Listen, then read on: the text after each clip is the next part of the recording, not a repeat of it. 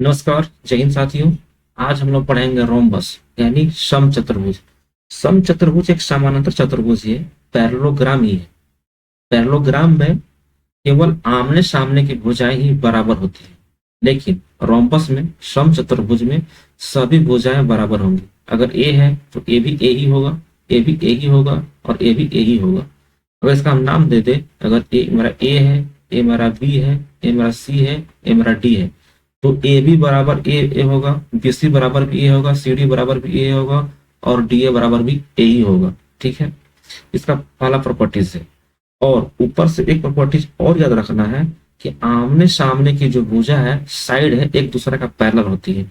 मतलब A B parallel होगा DC का और ए डी पैरेलल होगा बीसी का।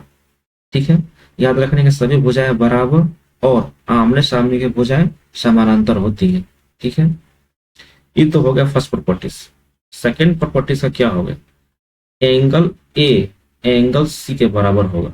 एंगल ए बराबर एंगल सी के, और एंगल बी ए बराबर होगा एंगल डी का। मतलब अपोजिट एंगल दोनों बराबर होते हैं। ठीक है, वहीं पे एक और इसका प्रॉपर्टीज है जो एडजेसेंट एंगल है। मतलब जैसे एंगल ए के बगल में कौन कौन सा एंगल है? एंगल बी, एंगल ए के बगल में एंगल बी है और एंगल डी है। ये दोनों का सम 180 डिग्री होता है। आप कोई सा भी एंगल ले लो, जैसे एंगल बी और एंगल सी एडजेसेंट है, एक दूसरे का बगल में है, तो ये दोनों का सम 180 डिग्री का होगा।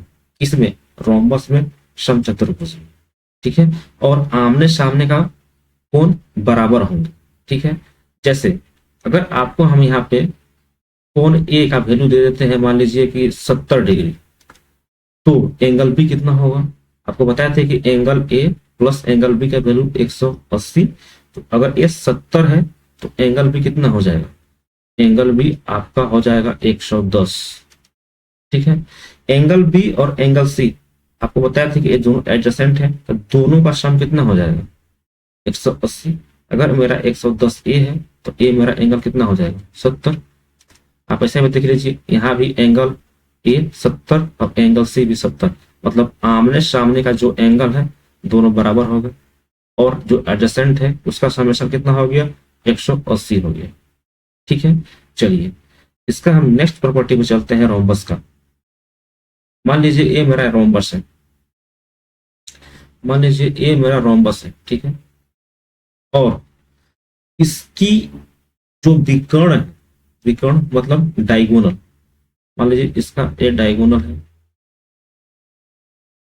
इसका हम नाम दे देते हैं ए बी सी डी करके, ए बी सी डी करके। इस बात में ध्यान रखने योग्य बातें ये है कि जो भी इसका डायगोनल है, ए सी और बी डी, जहां भी डिवाइड करती है ना, वो 90 डिग्री पे करती है। क्या बोला मैंने? इसका जो डायगोनल है, जो इसका विकर्ण है, जहां भी डिवाइड करेगी वो 90 डिग्री पे करेंगी, और सम द्विभाजित होंगी यानी बाइसेक्ट करेंगी। यानी एसी है जो है ये दो पार्ट में बढ़ जाएगा, आधा पार्ट इधर और आधा पार्ट इधर। सेम बीडी भी दो पार्ट में विभाग हो जाएगा, आधा पार्ट इधर और आधा पार्ट इधर। मान लीजिए कि ए जो बाइसेक्ट कर रहा है एक पॉइंट ओ पे कर रहा है, तो आप इसमें ट्रायंगल में देखो, ट्रायंगल ए ओ बी में, इसमें इसमें आप देख रहे हैं, तो जब भी राइट एंगल ट्रायंगल, जैसे मान लीजिए ए मेरा राइट एंगल ट्रायंगल है, समकोण त्रिभुज, ए मेरा 90 डिग्री है, तो 90 डिग्री के सामने वाला आपको कौन सा साइड दिखता है? आपको हाइपोटेनस मिलता है, कोण मिलेगा। ये आपका बेस हो जाएगा, जो खड़ा है इसको परपेंडिकुलर बोलते हैं। ठीक है, तो यहाँ पे देखिए 90 डिग्री के सामने वाला आपको हाइपोटेनस मिलेगा। ठीक है, बाकी ये आपका बेस हो जाएगा, ये आपका परपेंडिकुलर हो जाएगा। ठीक है, तो क्वेश्चन में यहां से भी पूछता है कि आपको दो साइड, दो डायगोनल दिए रहते हैं, एक ए डायगोनल दिया रहेगा एसी और एक बीडी डायगोनल आपको दिया रहेगा। मान लीजिए कि एसी बराबर 24 दिया रहेगा, 24 सेंटीमीटर, और बीडी जो आपका डायगोनल है वो आपको दे देगा मान लीजिए 10 सेंटीमीटर। तो आपसे ए बी बराबर पूछ लेगा क्या होगा। आप कैसे निकाल सकते हैं? देखिए ए सी 24 है, तो ए सी पूरा का पूरा डायगोनल 24 है। अब आपको बोले थे कि ए जो आपका डायगोनल है आधा आधा भाग में विभाजित हो जाता है। ठीक है, तो पूरा 24 है तो ए भाग 12 हो जाएगा, ए भी भाग 12 होगा। बीडी टोटल का टोटल 10 है, आधा भाग इधर और आधा भाग इधर। आप केवल इस ट्रायंगल में देखो, ट्रायंगल ए ओ बी में एक भाग आपका 5 है, एक भाग आपका 12 है, एक भाग आपका 5 है, हम कलर चेंज कर लेते हैं। एक भाग आपका 5 है, मान लीजिए ये 5 है, ये 12 है, ये भाग हाइपोटेनस वाला कितना हो जाएगा, 5 12 13 का ट्रिपलेट हो जाएगा। ठीक है, तो ए भी बराबर कितना हो जाएगा, 13 सेंटीमीटर। ठीक है, अगर यहीं पे इसका हमको परिमाप पूछ ले, मतलब पेरीमीटर पूछ ले, तो कैसे बताइएगा। पेरीमीटर चारों साइड का सम होता है, तो ए बटा अगर 13 है तो ए भी 13 ही होगा। आपको बताते थे प्रॉपर्टीज की सभी साइड बराबर होती है, ए 13 ए भी 13 तो ए भी 13 हो जाएंगे। तो 13 इंटू 4 कितना हो जाएगा, 52 सेंटीमीटर इसका आंसर हो जाएगा अगर पेरीमीटर पूछेगा तो। ठीक है, और इसी में एक चीज और याद रखिएगा, इसको हम थोड़ा सा हटा देते हैं साइड में या फिर नेक्स्ट पेज ले लेते हैं। मान लीजिए कि ये आपका रोम्बस है, मतलब समचतुर्भुज है, ये रेक्टेंगल बन गया, इसको हटाना पड़ेगा हमको, इसको हटा देते हैं, उसके बाद रोम्बस बनाते हैं। मान लीजिए ये आपका रोम्बस है, समचतुर्भुज है। ठीक है, तो इसके जो वर्टेक्स है ना, वर्टेक्स मतलब जिसका शीर्ष है, ये आपका दो भाग में विभाजित होते हैं। कौन करता है, तो विकर्ण। मान लीजिए ये आपका विकर्ण है, ये आपका एक विकर्ण हो गया और दूसरा आपका ए विकर्ण हो गया। अगर हम नाम देना चाहें तो नाम दे देते हैं। नाम इसका अगर हम ए दे दें तो ए बी हो जाएगा, ए सी हो जाएगा, ए अपर डी हो जाएगा। तो जो ये विकर्ण है ना, ये आपका शीर्ष यानी वर्टेक्स को दो भाग में बांट देती है। ठीक है, वर्टेक्स को दो भागों में बांट देती है, दोनों बराबर बराबर भागों में। मतलब एंगल ए दो भाग में बढ़ जाएगा, एंगल बी भी दो भागों में बढ़ जाएगा, एंगल सी दो भागों में बढ़ जाएगा, एंगल डी भी दो भागों में बढ़ जाएगा। कौन बांटेगा, तो ये आपका डायगोनल। और डायगोनल हमेशा 90 डिग्री पे ही विभाजित होती है और एक दूसरे को दो भागों में बांट देती है।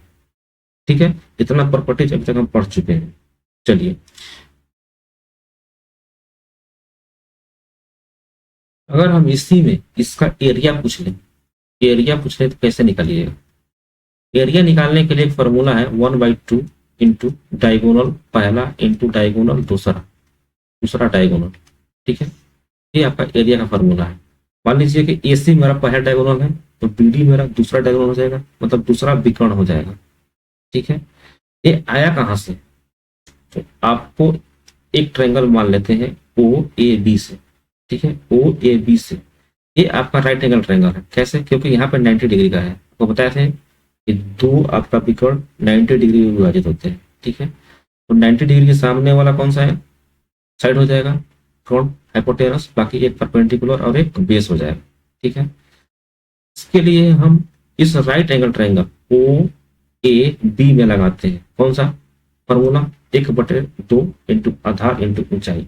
आधार के लिए हम ओ ए मानते हैं, ओ ए ओ इंटू इसको हम मान लेते हैं परपेंडिकुलर बी ओ। अब बताइए 1/2, ए ओ किसका आधा है, ए ओ डायगोनल D1 का आधा है, यानी D1/2 हो जाएगा। डी ओ किसका आधा है, तो आपका डायगोनल B2 का आधा है, यानी 1/2 इंटू D2। ये आपका एरिया है, एरिया बराबर 1/2 1/2 और 1/2 कितना हो जाएगा, 1/8 इंटू D1 इंटू D2। ये आपका एरिया किसका आया है, कौन से पार्ट का आया है, आपको हम हाईलाइट करके दिखाते हैं। ये वाला एरिया केवल इस पार्ट का आया है, केवल इस पार्ट का है। आपको चारों पार्ट का निकालने के लिए क्या करना पड़ेगा, चारों पार्ट का निकालने के लिए आपको 4 से मल्टीप्लाई करना पड़ेगा। ठीक है, तो इसमें केवल आप 4 से मल्टीप्लाई कर दीजिए, आपको पूरे का एरिया निकल जाएगा। आपको एरिया निकालने खातिर इसको में मल्टीप्लाई कर दीजिए, कितना से मल्टीप्लाई कीजिएगा, 4 से। 4 into 1/8 into D1 into D2। तो यहाँ से आपको डायरेक्ट एरिया मिल जाएगा 1/2 इंटू D1 इंटू D2। ठीक है, इस फॉर्मूला को याद रखिएगा, इंपॉर्टेंट है, हर जगह यूज होता है। अगर यहाँ से आपको एक साइड पूछे, अगर आपको दो डायगोनल में दे दे और साइड पूछे तो कैसे निकालिएगा। मानिए साइड ए है, ये साइड है, और आपको डायगोनल दिया रहेगा तो कैसे साइड निकालिएगा। इसके लिए एक और फॉर्मूला आप याद रखिएगा, जैसे कि साइड ए बराबर 1/2 इंटू D1 का स्क्वायर प्लस D2 का स्क्वायर का अंडर रूट, ये फॉर्मूला होता है। ठीक है, इसको याद रखिएगा। डायगोनल दिया रहेगा, उससे आप साइड पता कर सकते हैं, और नहीं तो जैसे आपको हम बताएं पाइथागोरस थ्योरम लगा के भी आप डायरेक्ट निकाल सकते हैं। कैसे? मान लीजिए कि ये आपका रोम्बस है, ये आपका रोम्बस है, यहाँ इसका एक डायगोनल हो जाएगा ए वाला, और इसका डायगोनल हो जाएगा ए वाला। नाम है ABCD। ABCD मतलब एक डायगोनल AC और एक डायगोनल BD। आपको हम बताए थे कि 90 डिग्री पर विभाजित होती है और एक दूसरे को बराबर भागों में बांट देती है। ठीक है, मतलब AO OC के बराबर हो जाएगा और DO BO के बराबर हो जाएगा। ठीक है,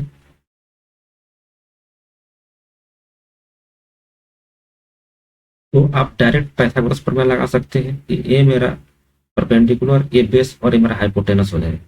ठीक है, अगर नहीं उसमें नहीं बैठेगा तो आप डायरेक्ट ए फॉर्मूला यूज कर लीजिए, D1 का स्क्वायर प्लस D2 का स्क्वायर का स्क्वायर रूट इंटू 1/2। ठीक है, डायरेक्ट यहां से आप एक साइड निकाल सकते हैं।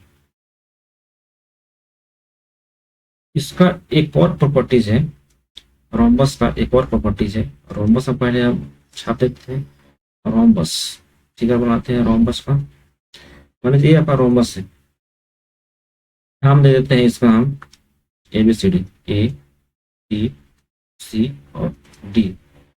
इसमें आप मान लीजिए BD आपका एक डायगोनल है और इसके सामने आपका 60 डिग्री का एंगल है। ठीक है, आप बता सकते हैं कि एंगल B कितना होगा। एंगल B 120 डिग्री हो जाएगा। एंगल C कितना होगा? 60 डिग्री हो जाएगा। आमने सामने दोनों बराबर होंगे। ठीक है, और एडजेसेंट दोनों का सम 180 डिग्री होगा।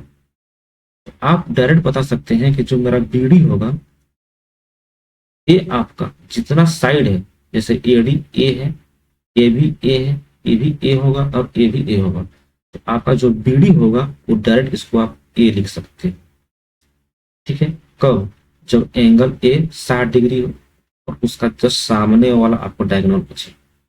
अगर सेम तरीका से मान लीजिए ए आपका AC पूछे और एंगल B कितना हो, एंगल B आपको हम बताया यहाँ पे 120 डिग्री होगा। कैसे होगा? एडजेसेंट से। कितना हो जाएगा? तो AC आप डायरेक्ट बता सकते हो A√3 होगा। ठीक है, 60 डिग्री के सामने वाला जो डायगोनल होगा उसको A के बराबर ही होगा, मतलब जितना साइड है उसी के बराबर होगा। लेकिन जो आपका अदर वाला डायगोनल होगा वो आपका A√3 के बराबर होगा। ठीक है, यहाँ से भी क्वेश्चन पूछा हुआ है एग्जाम में, इस बात को भी ध्यान में रखिएगा। चलिए आज के लिए हम ये नहीं रखते हैं, जितना प्रॉपर्टीज बताया इसको ध्यान में रखिएगा। नेक्स्ट क्लास में इसका हम क्वेश्चन करा देंगे। ठीक है, जय हिंद, जय भारत।